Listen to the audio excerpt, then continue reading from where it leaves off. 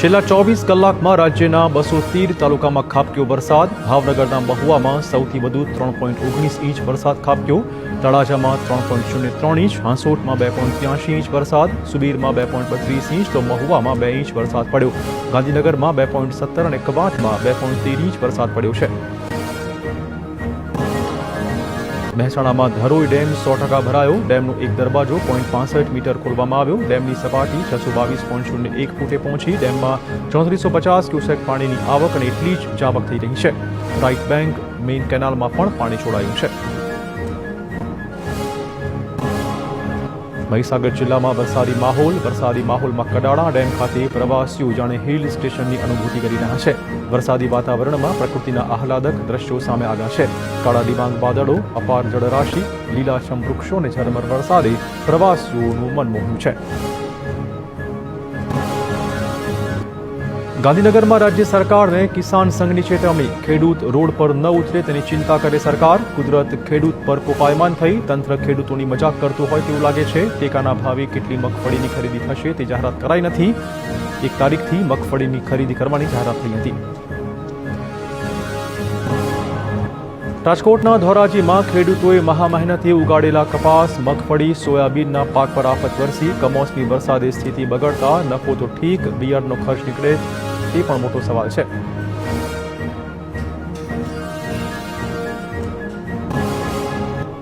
ગાંધીનગરના દહેગામ પંથકમાં પણ કમોસમી વરસાદથી ખેડૂતોની કફોડી સ્થિતિ. કપાસ, મગફળી, ડાંગર સહિતનો પાક પલળી ગયો.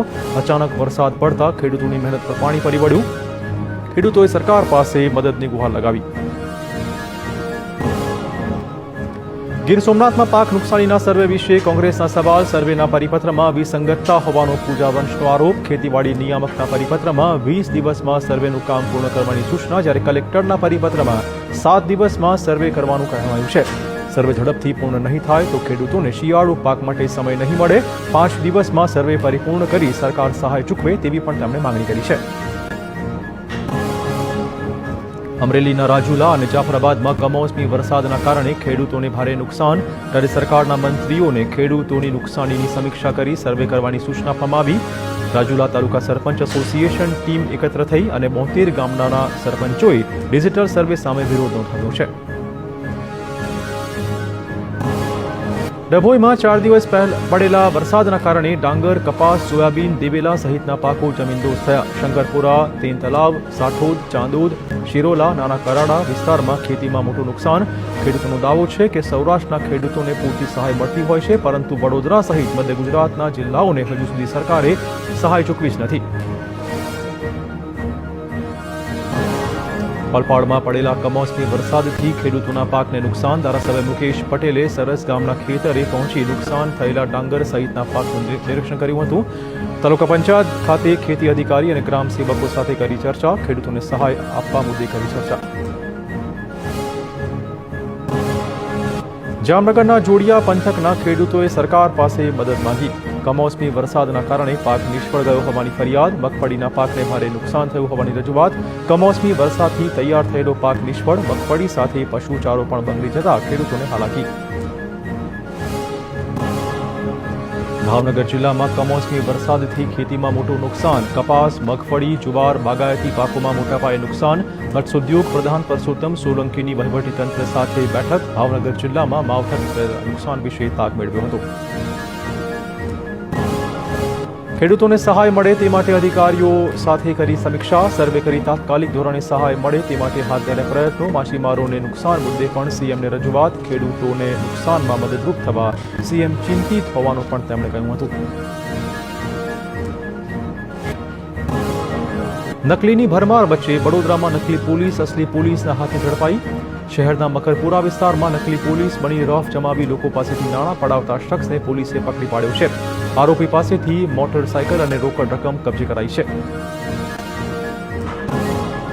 વડોદરામાં નકલી સીબીઆઈ અધિકારીનો ભાંડો ફૂટ્યો. કડીઓ નકલી અધિકારી બની પોલીસ ભવન પહોંચ્યો અને પોલ ખોલી ગઈ. પોલીસ ભવનમાં અધિકારીને શંકા પડી અને ભાંડો ફૂટ્યો. પોલીસે ઘનશ્યામ સંઘાણી નામના વ્યક્તિ સાથે ફરિયાદ દાખલ કરી છે. નકલી અધિકારી પાસેથી સીબીઆઈ તથા પત્રકારના નકલી કાર્ડ મળી આવ્યા છે. જામનગરમાં ભાગવત સપ્તાહના અંતિમ દિવસે દાગીનાની ચોરી, શ્રોતાઓના સ્વાંગમાં આવીને તસ્કરોએ ચોરીને આપ્યો અંજામ। 6 મહિલા પાસેથી કુલ 12 તોલાથી વધુના દાગીનાની ચોરી કરાઈ। 4,45,000ના દાગીનાની ચોરીની ફરિયાદ નોંધાઈ છે। મહિલા તસ્કર ટોળકીનું કારસ્તાન હોવાની આશંકા છે। ભાવનગર મહુવાના સેંદરલા ગામે મુખ્ય માર્ગ ધોવાઈ જતા હાલાકી।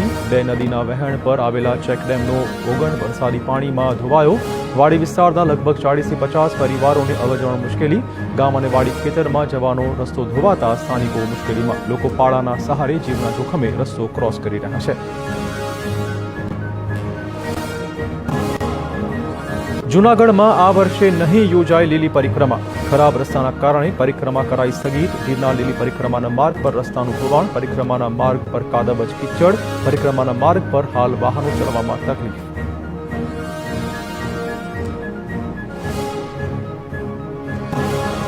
માત્ર પરંપરા જાળવવા 100 લોકો કરશે પરિક્રમા। તંત્રએ પરિક્રમા રૂટનું નિરીક્ષણ કરી લીધો નિર્ણય। અને ક્ષેત્ર પણ શરૂ થઈ શકે તેમ ન હોવાથી લેવાયો નિર્ણય। યાત્રિકોની સુવિધાને લઈને લેવાયો છે નિર્ણય।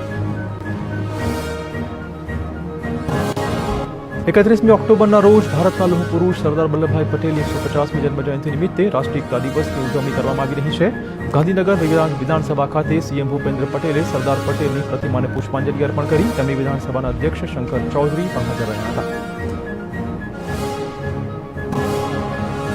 રાજકોટમાં સરદાર પટેલની 150મી જન્મજયંતિ નિમિત્તે રેસકોર્સ ખાતે રન ફોર યુનિટીનું આયોજન કરાયું હતું। પ્રધાન કુંવરજી બાવળિયાએ એકતાના શપથ લેવડાવી રન ફોર યુનિટીને ફ્લેગ ઓફ કરી દોડની શરૂઆત કરાવી હતી। કાર્યક્રમમાં રાજ્યસભાના સાંસદ રામ બુકરિયા, ધારાસભ્ય ઉને કાનગડ, દર્શિતા શાહ સહિત બીજેપીના નેતા હાજર રહ્યા હતા। અમદાવાદના ખોખરા વિસ્તારમાં આવેલી 7th ડે સ્કૂલ ફરી ચર્ચામાં આવી છે। એએમસી દ્વારા કરવામાં આવેલી સ્થળ તપાસ બાદ 2 વાર નોટિસ મોકલવા છતાં શાળા સંચાલકોએ જવાબ નથી આપ્યો। એએમસીએ જાતે સ્થળ તપાસ કરી જરૂર દસ્તાવેજ મેળવ્યા હતા। એએમસી દ્વારા 7th ડે સ્કૂલને માત્ર ₹1ના ટોકનના ભાવે જમીન ફાળવવામાં આવી હતી। જામનગરમાં સરદાર પટેલની જન્મજયંતિની ઉજવણી કરવામાં આવી। શિક્ષણ પ્રધાન રીવાબા જાડેજા, મેયર વિનોદ ખીમસુરિયા, ધારાસભ્ય દેબેશભાઈ અકબરીએ સરદાર પટેલની પ્રતિમાને પુષ્પાંજલિ અર્પણ કરી હતી। પ્રધાન રીવાબા જાડેજાએ રન ફોર યુનિટીને ફ્લેગ ઓફ કરાવી આરંભ કરાવ્યો હતો। સરદાર પટેલની 150મી જન્મજયંતિ। સીએમએ સરદાર પટેલને આપી શ્રદ્ધાંજલિ। અમદાવાદ ખાતેથી સીએમએ રન ફોર યુનિટીને ફ્લેગ ઓફ કરી। રાષ્ટ્રીય એકતા દિવસે રન ફોર યુનિટીને ફ્લેગ ઓફ કરી। નારણપુરા ખાતે સરદાર પટેલ કોલોની ખાતેથી યુનિટી માર્ચ ફ્લેગ ઓફ કરાવી। સીએમ ભૂપેન્દ્ર પટેલ પણ એકતા માર્ચમાં જોડાયા હતા।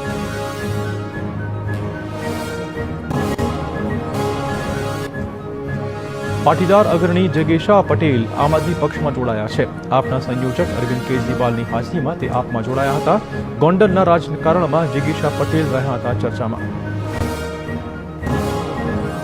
રાજકોટમાં આપના ખેડૂત સંમેલન પર ભાજપના ચાબખા। કેજરીવાલ એજન્ડા સાથે ગુજરાતમાં આવતા હોવાનો દાવો। કેજરીવાલે ખેડૂતો પ્રત્યે કોઈ સંવેદના નથી દાખવી। ગુજરાતના વાતાવરણ દોડવાનો પ્રયત્ન। ખેડૂતોના મુદ્દે રાજકારણ ન થવું જોઈએ તેવું તેમણે કહ્યું હતું।